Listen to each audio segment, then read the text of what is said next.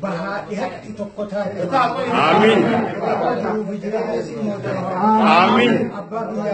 Amin. Amin.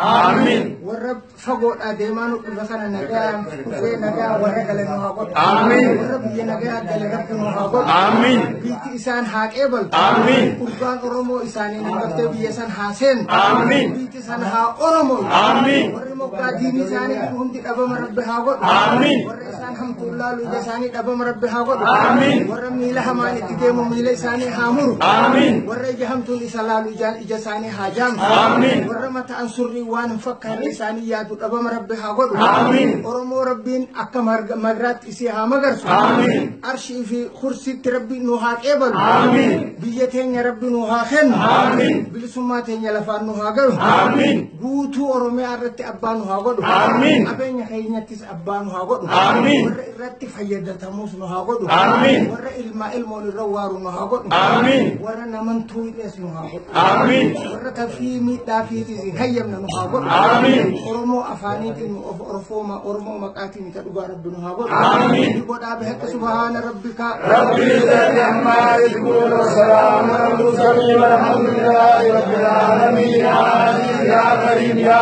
Allah. Ala Muhammadin wa ala ali Muhammadin kama sallaita ala Ibrahim innaka Hamidum Majid. Allahumma barik ala Muhammadin wa ala ali Muhammadin kama barakta ala ali Ibrahim innaka Hamidum Majid. Assalamu alayka ayyuhan nabiyyu wa rahmatullahi wa barakatuh. Assalamu alayna wa ala ibadillahi salihin. Alhamdulillah. Amin.